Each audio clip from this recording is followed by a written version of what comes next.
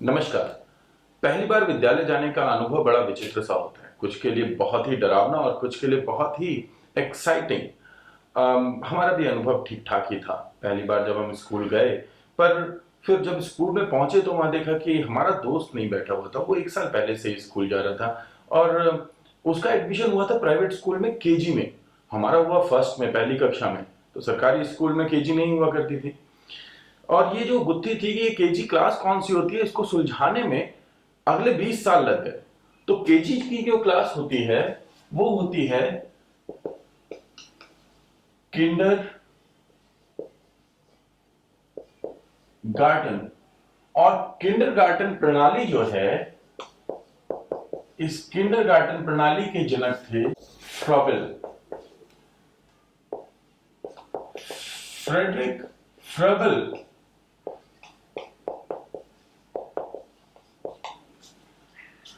Frederick Froebel Germany से थे और उनके पिता एक पास्टर थे, प्रीस्ट थे। उनकी माता का निधन तभी हो गया था जब वो सिर्फ 9 महीने के थे।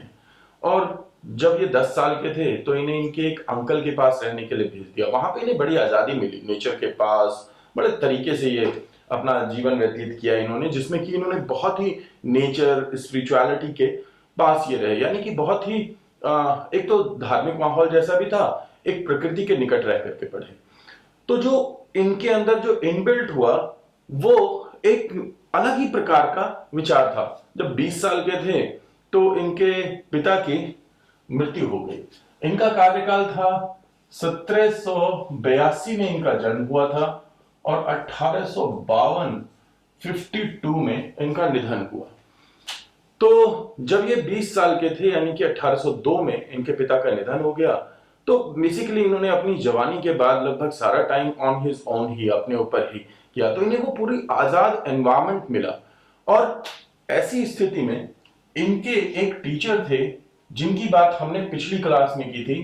तो ये एक स्टूडेंट थे पेस्टलॉत्सी के। तो पेस्टलॉत्सी के स्टूडेंट थे। तो पेस्टलॉत्सी का जो विचार था वो इनके ऊपर पड़ना स्वाभाविक ही था। उन्होंने कौन सा विचार दिया था? उन्होंने दिया था हेड, हार्ट और हैंड। अब हेड से क्या आया? कॉग्निटिव। तो आप कॉग्निटिव अगर आपने याद किया हुआ है तो कॉग्निटिव से याद कीजिए एकेडमिक। फ्रॉबेल का विचार था कि एकेडमिक क्वालिफिकेशन जरूरी है।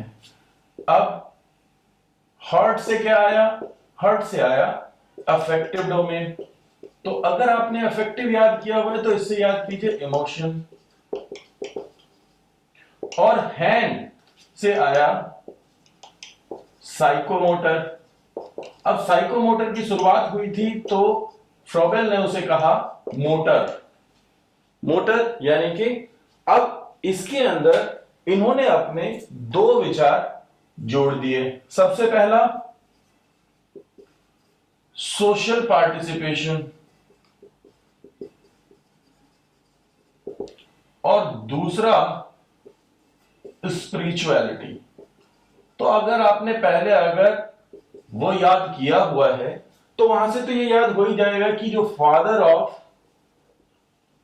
फादर ऑफ मॉडर्न एजुकेशन ने जो विचार दिए थे हेड, हार्ट और हैंड के, उससे कॉग्निटिव, अफेक्टिव, साइकोमोटर बनता है और उसी से एकेडमिक, इमोशन और मोटर अप्रोच बनती है, जिसमें कि इन्होंने सोशल पार्टिसिपेशन और स्पिरिचुअलिटी को बच्चों के लिए जरूर माना। तो इस तरीके से ये 3,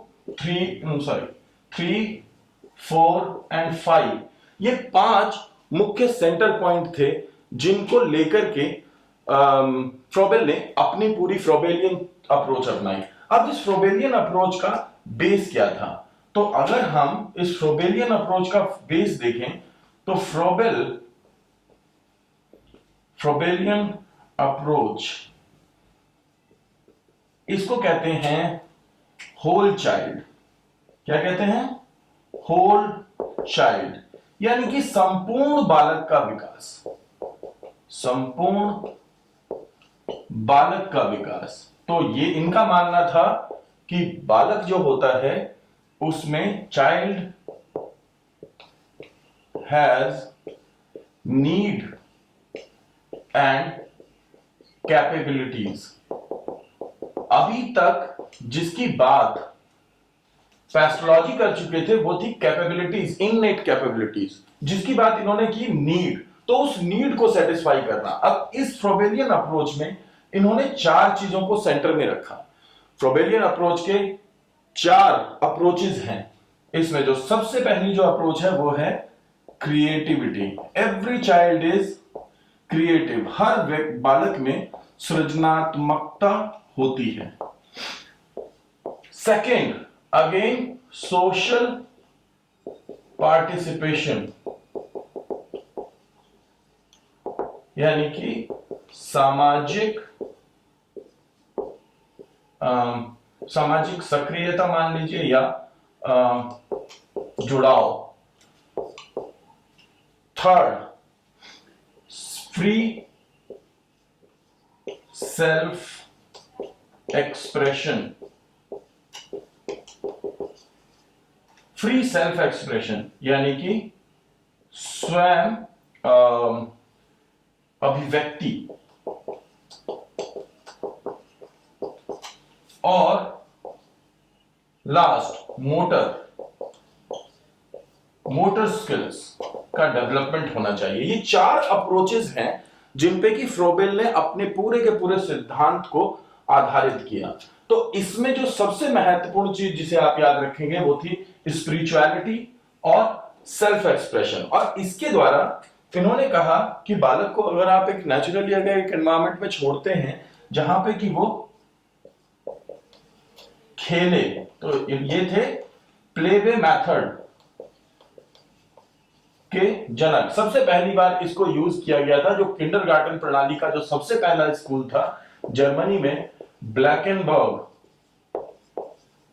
में खोला गया था। इस स्कूल के अंदर सबसे पहले इस प्लेवे मेथड को अपनाया गया। और उसके बाद यह देखा गया कि अगर बच्चे को हम अगर फ्री छोड़ देते हैं तो वो अपने क्रिएटिव एक्सपीरियंसेस को दिखाएगा, और इन क्रिएटिव एक्सपीरियंसेस के साथ वो अपने मोटर स्किल्स का यूज करके अपना टोटल डेवलपमेंट, एक होल चाइल्ड अप्रोच को अपनाया कि वो अपना पूरा डेवलपमेंट कर सकता है। और इसके लिए इन्होंने जिन चीजों को महत्वपूर्ण माना वो थे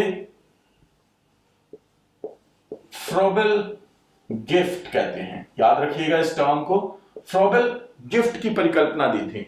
इन्होंने कहा कि बालक जो होता है, ये जो अप्रोच है child has need and capability, तो बालक जो होता है उसके अंदर एनफोल्डेड, जिसे आप साधारण तरीके से इननेट बोल सकते हैं, तो उसके अंदर एनफोल्डेड एबिलिटी होती हैं जिसे हमें अनफोल्डेड करना होता है। तो education is all about unfolding the enfolding. जो ऑलरेडी एनफोल्डेड है, जो हमारे अंदर है, उसको बाहर निकालना, चाहे वो स्पिरिचुअलिटी हो, सोशल एक्सप्रेशन हो, या फिर हमारा सेल्फ एक्सप्रेशन हो, इसको बाहर निकालना, यही एजुकेशन है। और इस फिलॉसफी के जनक फ्रोबेल थे। तो फ्रोबेल को हालांकि काफी समस्याएं हुई, क्योंकि उस वक्त प्रशा का नियंत्रण था, यूरोप में बहुत सारे चेंजेस हो रहे थे। उसके बाद में प्रशा की सरकार ने जर्मनी में इन स्कूल्स पे रोक लगा दी। उसके बाद यही जो टीचर्स थे ये दुनिया भर में फैल गए और इन्होंने किंडरगार्टन प्रणाली को आगे बढ़ाया, जिसे बाद में बहुत सारे लोगों ने अपनाया। इस सेक्शन से बहुत से क्वेश्चन पूछे जाते हैं, एक महत्वपूर्ण सेक्शन है, और अगर आप इतना तैयार कर लेते हैं तो कोई भी ऐसा क्वेश्चन नहीं होगा जो कि आप छोड़ेंगे। तो अब कुछ क्वेश्चन देखते हैं। पहला क्वेश्चन, शिक्षा में खेल विधि का जन्मदाता किसे माना जाता है? आसान है, फ्रोबेल को माना जाता है। तो आंसर होगा ए। नेक्स्ट क्वेश्चन, तो ये सभी क्वेश्चन वो हैं जो कि पेपर में पहले तक आ चुके हैं। ये है किंडरगार्टन आंदोलन के जनक कौन थे? किंडरगार्टन आंदोलन के जनक फ्रेडरिक फ्रोबेल थे। Next question, among these educationists is credited as originator of kindergarten प्रणाली। अगेन वही क्वेश्चन है, आंसर होगा फ्रेडरिक फ्रोबेल। नेक्स्ट, फ्रोबेल ने खेल माध्यम से शिक्षा प्रदान करने के लिए आवश्यक साधन बताए हैं। तो Froebel has given the necessary means of providing education through the game. A बागवानी, बी प्राकृतिक अध्ययन, सी मिट्टी के मॉडल या उपयुक्त सभी। यहां पे ध्यान रखिएगा, ये जो बागवानी का जो प्रिंसिपल है ये तो है ही है, साथ में नेचर की स्टडी करना, और मिट्टी के मॉडल क्ले मॉडल ही होते थे उस वक्त में, इसलिए उन्हीं का इस्तेमाल होगा। आज की डेट में उन्हें डेवलप करके बहुत सारी चीजें की जाने लगी हैं, और बच्चों को देखते हैं आपकी किंडरगार्टन में क्ले से खुद खेलने के लिए देखते हैं, ताकि वो अपनी क्रिएटिविटी को बेहतर कर सकें, अपने मोटर स्किल्स को बेहतर कर सकें। और ये सेल्फ एक्सप्रेशन का और सोशल पार्टिसिपेशन का कम रोल है, बट सेल्फ एक्सप्रेशन का एक महत्वपूर्ण माध्यम बन चुका है। तो नेक्स्ट देखते हैं, of Froebel's idealism it can be said that, Froebel के आदर्शवाद के बारे में कहा जा सकता है कि education is not a process of unfoldment. बिल्कुल गलत। अभी हमने बात क्या की कि उन्होंने कहा कि एनफोल्डेड होता है और अनफोल्ड करना ही एजुकेशन है, तो ये बिल्कुल गलत है। Learning unites knowledge, feeling and doing. तो देखिए यहां पे नॉलेज, फीलिंग एंड डूइंग बिल्कुल सही है।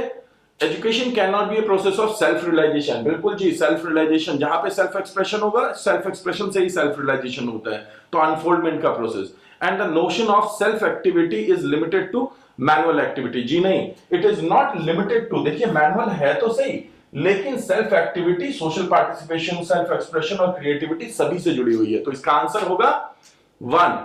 Next of the following is not the principle of philosophy of Friedrich Froebel. निम्नलिखित में से कौन सा एक सिद्धांत फ्रेडरिक फ्रोबेल के दर्शन का सिद्धांत नहीं है? The principle of supernaturalism, the law of unity, the principle of development and the principle of self activity. यहां पे ध्यान रखिए, ये जो होल चाइल्ड अप्रोच है यही है यूनिटी, यानी कि बालक को समाज से और दूसरी चीजों से जोड़ना, द होल यूनिट क्रिएट करना। तो आंसर होगा इसका ए, प्रिंसिपल ऑफ सुपरनैचुरलिज्म, क्योंकि बाकी प्रिंसिपल ऑफ डेवलपमेंट तो है ही, और सेल्फ एक्टिविटी और सेल्फ एक्सप्रेशन की बात करते ही हैं वो।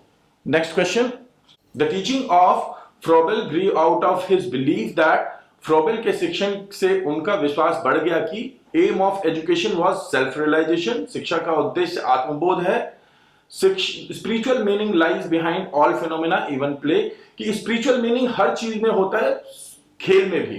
The method of education should be self activity and all of the above answer are correct. तो इसका आंसर क्या होगा? इसका आंसर होगा डी। तो आशा करता हूं कि आज आप फ्रोबेल को समझ पाए होंगे। अब इससे संबंधित कोई किसी प्रकार का अगर कोई डाउट हो तो आप मुझसे पूछ सकते हैं कमेंट सेक्शन में जाकर के। Thank you so much.